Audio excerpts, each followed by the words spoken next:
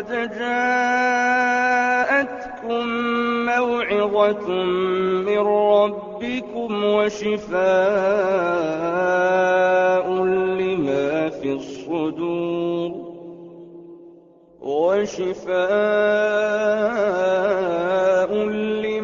في الصدور وهدى ورحمة للمؤمنين. الحمد للہ وکفیٰ والصلاة والسلام علی عبادہ الذین اصطفیٰ اما بعد فاعوذ باللہ من الشیطان الرجیم بسم اللہ الرحمن الرحیم والمحصنات من النساء الا ما ملکت ایمانکم. قرآن مجید کا 5واں پارہ ان الفاظ مبارکہ سے شروع ہوتا ہے اور والمحصنات کے کلمات سے پہچانا جاتا ہے. اس کے آغاز میں وہ مضمون کے جو چوتھے پارے کے اختتام پر شروع ہوا تھا، یعنی حرمت کا قانون کہ کون کون سے رشتے حرام ہیں، اسی کا تسلسل اس پارے کے آغاز میں ہے. اس کے بعد سورہ نساء کی آیت نمبر 29 میں مالی معاملات میں حلال و حرام کا ایک اہم اصول بیان ہوا. یا ایھا الذین آمنوا لا تاکلوا اموالکم بینکم بالباطل الا ان تکون تجارۃ عن تراض منکم.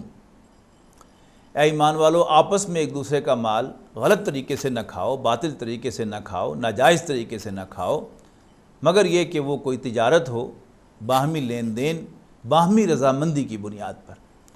یعنی تجارت کے اندر بھی اور کسی بھی مالی ٹرانزیکشن میں فریقین کی رضامندی جو ہے وہ شرط ثابت ہو رہی ہے. اور اسی سے حضرت شاہ ولی اللہ رضوی رحمۃ اللہ علیہ نے یہ اصول وضع کیا ہے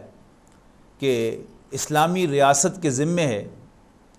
شہریوں کی بنیادی ضروریات کی فراہمی. اس لیے کہ اگر کوئی شخص مالی اعتبار سے مجبور ہوگا تو خواہ وہ خوشی سے کسی تنخواہ پر راضی ہو جائے یا کسی مزدوری پر کوئی مزدور راضی ہو جائے تو وہ حقیقی رضامندی چونکہ نہیں ہے، لہٰذا وہ کانٹریکٹ جو ہے وہ باطل کانٹریکٹ ہے، وہ شرعی اعتبار سے جائز نہیں ہے. یہ اسی صورت میں ممکن ہے کہ اگر اسلامی ریاست بنیادی ضروریات کو انڈر رائٹ کرے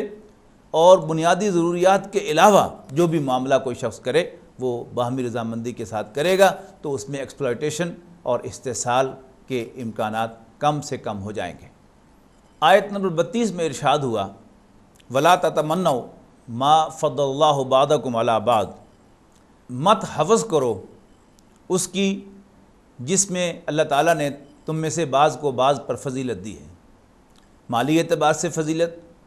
حسن و جمال کے اعتبار سے فضیلت، ذہانت اور فطانت کے اعتبار سے فضیلت،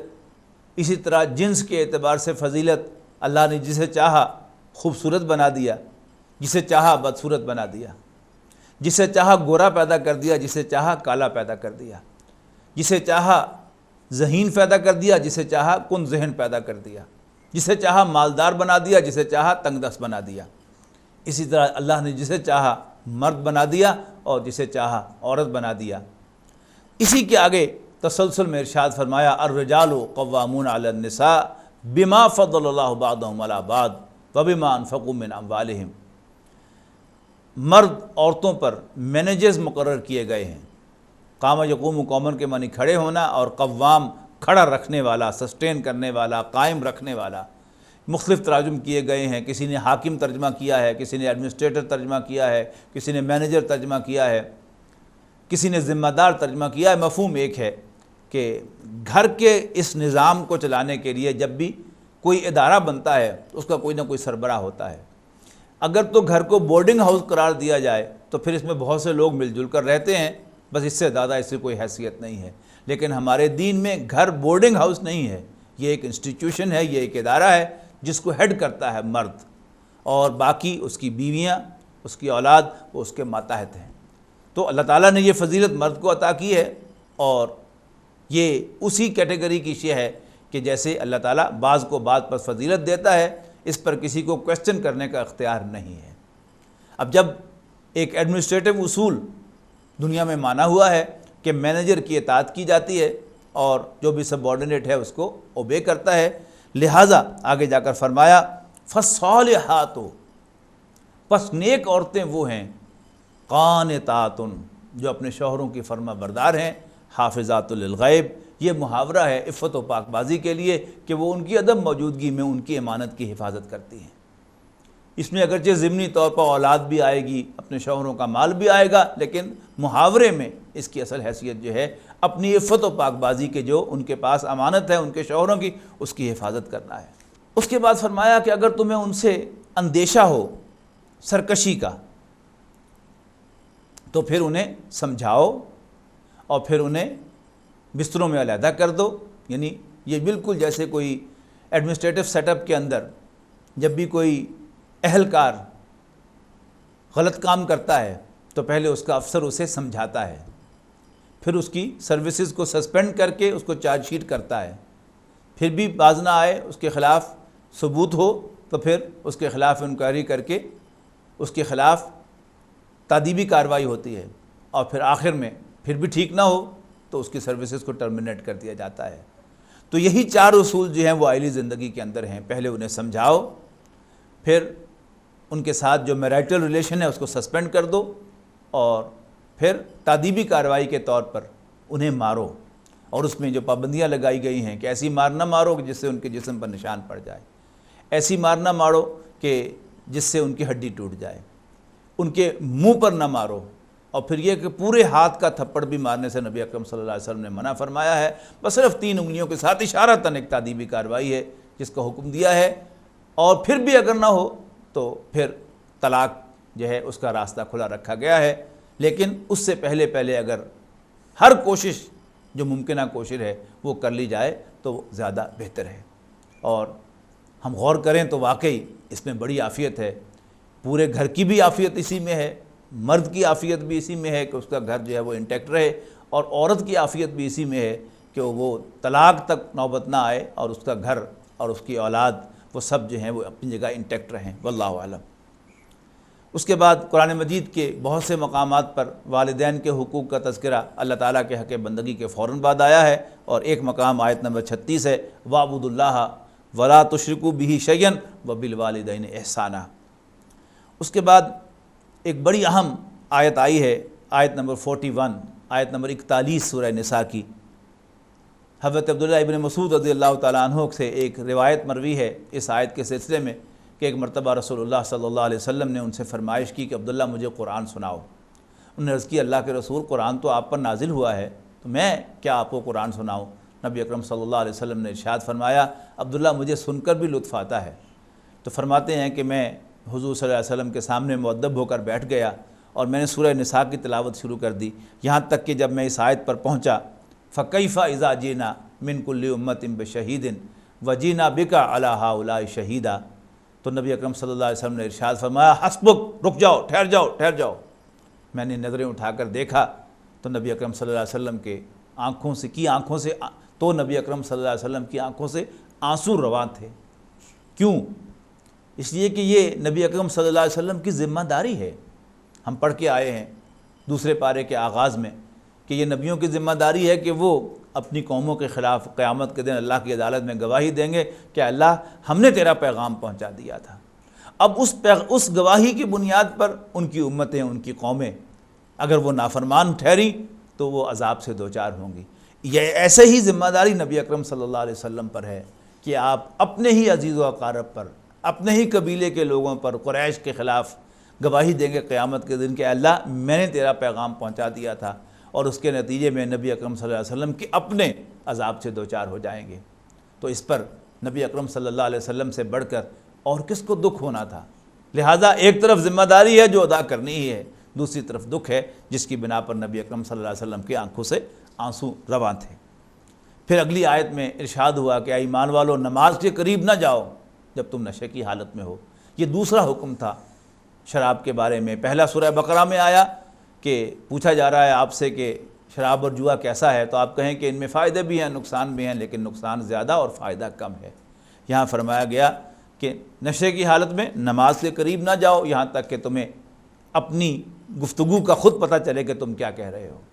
اس کے بعد آیت نمبر 58 آتی ہے، ارشاد ہوا ان اللہ یامرکم ان تؤدوا الامانات الی اہلھا،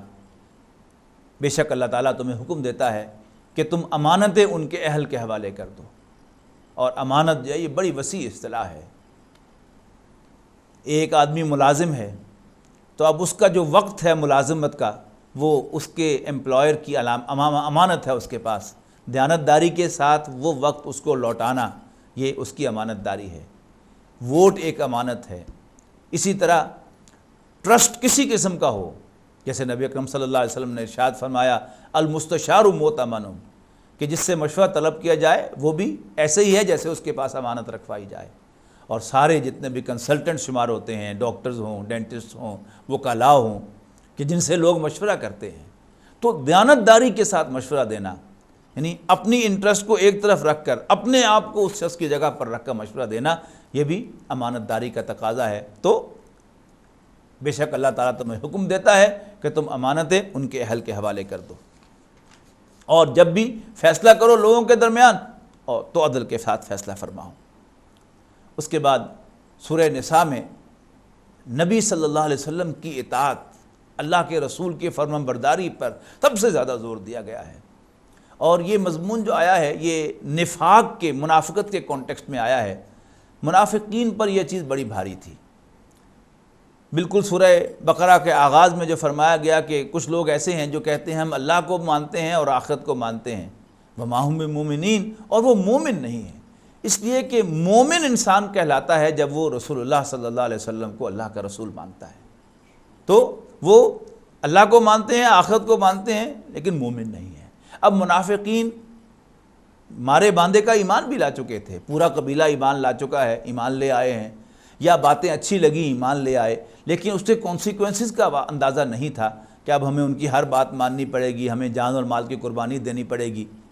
تو وہ بظاہر مسلمانوں کی صف میں شامل تھے، لیکن اللہ کے رسول کی اطاعت ان پر بہت بھاری تھی۔ تو سورہ نساء میں خاص طور پر اس کے 9ویں رکوع کے اندر اطاعت پر بڑا زور ہے۔ کہیں فرمایا کہ ہم نے کوئی رسول نہیں بھیجا مگر اس لیے کہ اس کا کہنا مانا جائے، کہیں فرمایا کہ وَمَن يُطِعِ الرَّسُولَ فَقَدْ أَطَاعَ اللَّهَ، جو اللہ کے رسول کا کہنا مانتا ہے تو وہ گویا اللہ کا کہنا مانتا ہے۔ اور پھر اس کی ایک آیت میں تو اس کو منطقی انتہا کو پہنچا دیا گیا کہ فَلَا وَرَبِّكَ لَا يُؤْمِنُونَ حَتَّى يُحَكِّمُوكَ فِي مَا شَجَرَ بَيْنَهُمْ وَلَا يَجِدُوا فِي أَنفُسِهِمْ حَرَجًا مِّمَّا قَضَيْتَ وَيُسَلِّمُوا تَسْلِيمًا، اور تیرے رب کی قسم ہے کہ یہ ہرگز مومن نہیں ہو سکتے یہاں تک کہ اپنے تمام ڈسپیوٹس میں، اپنے تمام معاملات میں جو الجھے ہوئے ہوں، آپ کو اے نبی صلی اللہ علیہ وسلم فیصلہ کرنے والا نہ مان لیں، اور آپ کے فیصلے پر دل میں کوئی تنگی محسوس نہ کریں اور سر تسلیم خم کر دیں۔ اس کے فوراً بعد جہاد کا مضمون، وہ دوسری بات کہ جو منافقین پر بہت بھاری تھی، وہ بیان کیا گیا، یا ایھا الذین آمنوا خذوا حذرکم، اے ایمان والو اپنے ہتھیار لے لو، اور پھر اسٹریٹجی کے مطابق چاہو تو سارے اکٹھے ہو کر نکلو یا چھوٹی چھوٹی ٹولیوں میں ہو کر نکلو، یہ فرام ٹائم ٹو ٹائم اور سچویشن ٹو سچویشن تمہارا فیصلہ ہوگا۔ اس کے بعد آیت نمبر 77 میں ایک اور اہم مضمون آیا ہے جو سیرت النبی سے تو ثابت ہو رہا تھا کہ نبی اکرم صلی اللہ علیہ وسلم کی 13 سالہ مکی زندگی میں کسی مسلمان کو اپنے دفاع میں بھی ہاتھ اٹھانے کی اجازت نہیں تھی۔ حضرت آل یاسر پر کیا کچھ نہیں بیتی، حضرت بلال رضی اللہ تعالیٰ عنہ پر کتنا تشدد ہوا، حضرت خباب رضی اللہ تعالیٰ عنہ کو دہتے ہوئے انگاروں پر لٹایا گیا، لیکن مدافعت میں بھی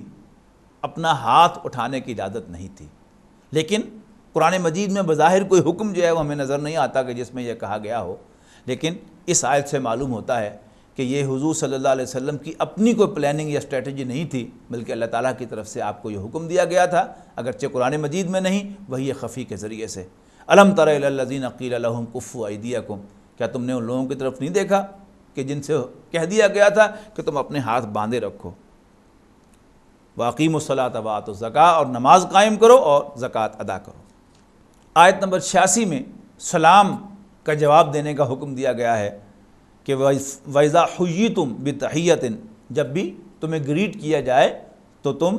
بہتر طریقے سے اس کا جواب دیا کرو۔ اور نبی اکرم صلی اللہ علیہ وسلم نے تو اس معاملے میں بہت اونچی سنت ہے کہ آپ نے کسی چھوٹے بچے کو بھی سلام میں پہل کرنے کی اجازت نہیں تھی، اور اصل میں سلام کا سلام کرنے کا مزہ بھی اپنے سے چھوٹے کو زیادہ آتا ہے، یہ عمل کر کے دیکھنے کی شے ہے۔ بڑے کو تو انسان مارے باندھے سلام کرتا ہی ہے، لیکن جو مزہ اپنے کو چھوٹے کو سلام کرنے کا ہے وہ بڑے کو سلام کرنے کا نہیں ہے۔ وقت نہیں ہے کہ میں اس کی تفصیل میں جاؤں، بس میں ناظرین سے گزارش کروں گا کہ یہ تجربہ کر کے دیکھیں۔ آپ دفتر میں پہنچیں، بجائے اس کے کہ آپ کے ملازمین اٹھ کے کھڑے ہو کے آپ کو سلام کریں اور آپ یوں سارے ہلا کے اس کا جواب دیتے ہوئے اندر چلے جائیں، آپ پہل کریں سلام میں ان کو اور ان کا حال احوال پوچھیں، اور پھر آپ اپنے دفتر میں داخل ہوں، تو اس سے آپ کو خود جو قلبی سکون ملے گا وہ تو ہے ہی ہے، اپنے جو بھی سبارڈینیٹس ہیں ان کی نظروں میں اپنے لیے آپ جو احترام دیکھیں گے وہ آپ ان کے سلام سے کبھی محسوس نہیں کر سکیں گے۔ آیت نمبر 92 میں قتل خطا کا قانون بیان ہوا ہے کہ کسی مومن کو زیب نہیں دیتا کہ وہ کسی مسلمان کو قتل کرے۔ ہاں، خطا سے ایسا ہو سکتا ہے، اور اگر خطا سے ایسا ہو جائے تو پھر اس کی پینلٹی جو ہے وہ بیان کر دی گئی۔ آیت نمبر 115 میں ایک اور اہم بات بیان ہوئی ہے، وَمَن يُشَاقِقِ الرَّسُولَ مِن بَعْدِ مَا تَبَيَّنَ لَهُ الْهُدَىٰ وَيَتَّبِعْ غَيْرَ سَبِيلِ الْمُؤْمِنِينَ نُوَلِّهِ مَا تَوَلَّىٰ وَنُصْلِهِ جَهَنَّمَ وَسَاءَتْ مَصِيرًا۔ اور جو رسول صلی اللہ علیہ وسلم کی مخالفت کرے اس کے بعد کہ اس پر ہدایت واضح ہو چکی ہو اور وہ مومنوں کے راستے کو چھوڑ کر کوئی اور راستہ اختیار کرے، تو ہم اس کو اس کے حوالے کر دیتے ہیں، پھر اس کو جہنم میں ہم ڈالیں گے، اور وہ بہت برا ٹھکانہ ہے۔ اس بات کو سورہ توبہ میں یوں بیان کیا گیا ہے کہ السابقون الاولون من المہاجرین والانصار والذین اتبعوہم بإحسان رضی اللہ عنہم ورضوا عنہ، کہ سبقت لے جانے والے، پہل کرنے والے مہاجرین میں سے ہو یا انصار میں سے، اور وہ لوگ جو ان کا اتباع کریں، یعنی واحد کے صیغے میں نہیں کہا رسول اللہ صلی اللہ علیہ وسلم کا اتباع، بلکہ السابقون الاولون کا اتباع ہی در حقیقت پریکٹیکل اتباع ہے۔ رسول اللہ صلی اللہ علیہ وسلم اگرچہ انسان تھے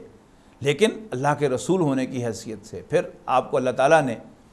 غیر معمولی طاقت سے نوازا تھا، غیر معمولی صلاحیت سے نوازا تھا۔ رات کو 4 گھنٹے، 5 گھنٹے، 6 گھنٹے کھڑے ہونا تہجد کی نماز میں، اور پھر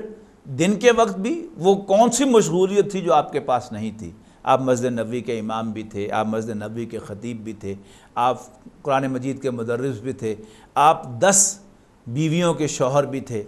آپ 4 بیٹیوں کے باپ بھی تھے، آپ مسلمانوں کے کمانڈر ان چیف بھی تھے، آپ مسلمانوں کے امیر بھی تھے، آپ مدینہ کی اس ریاست کے سربراہ بھی تھے۔ وہ کون سی ذمہ داری تھی جو آپ پر نہیں تھی؟ اور سیرت النبی کی کوئی کتاب تو پڑھ کر دیکھیے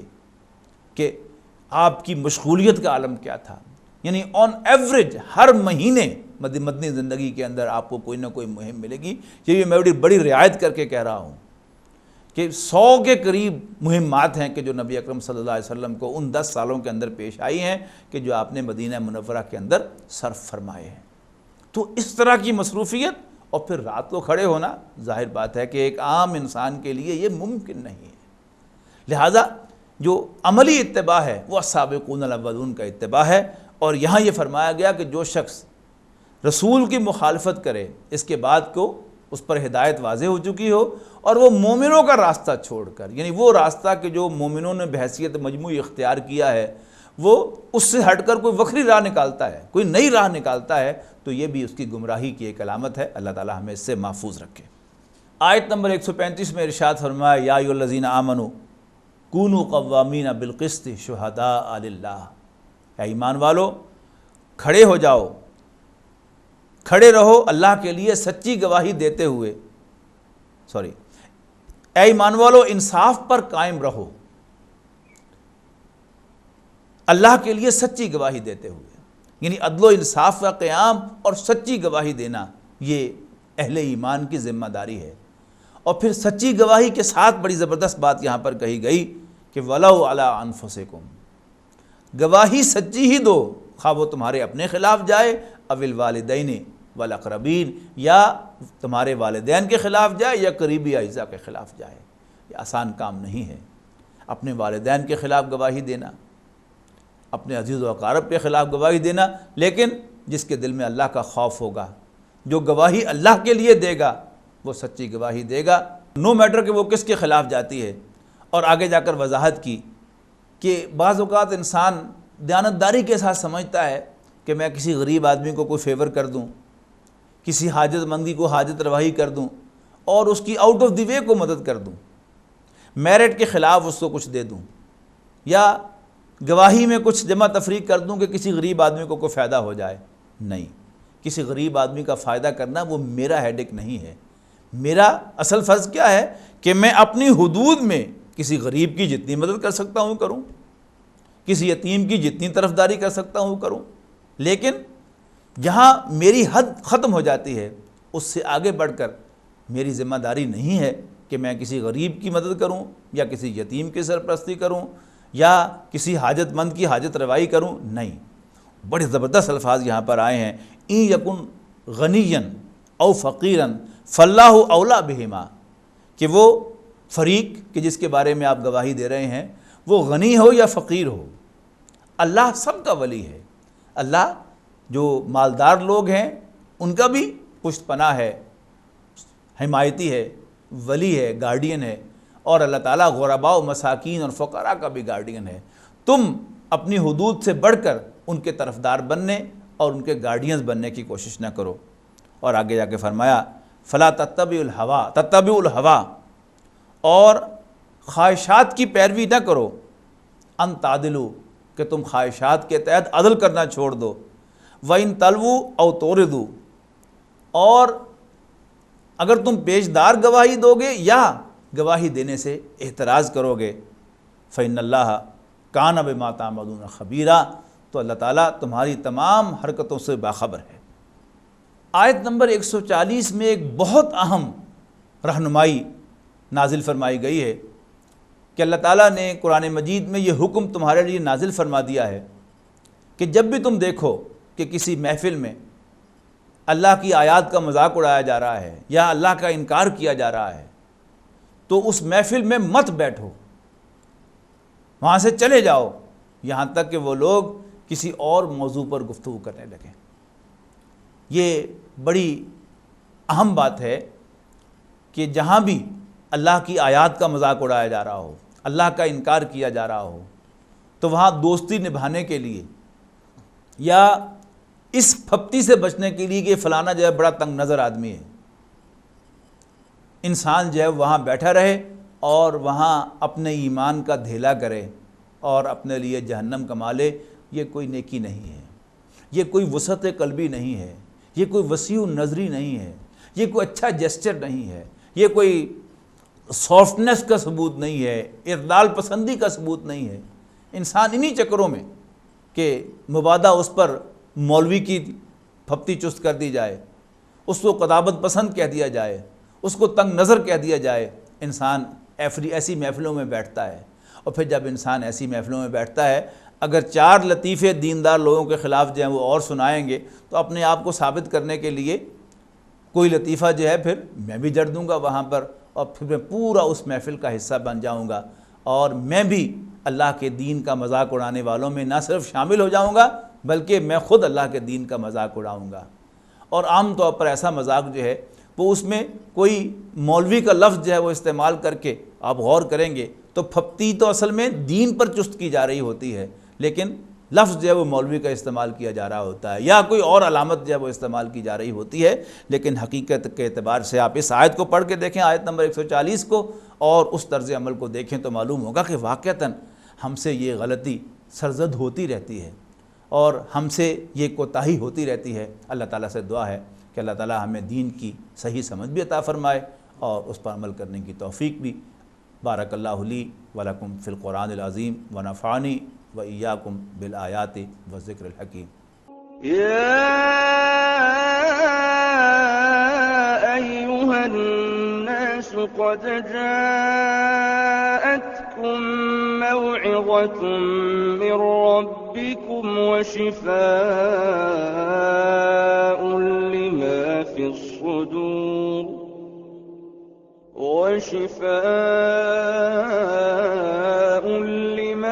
الصدور وهدى ورحمة للمؤمنين۔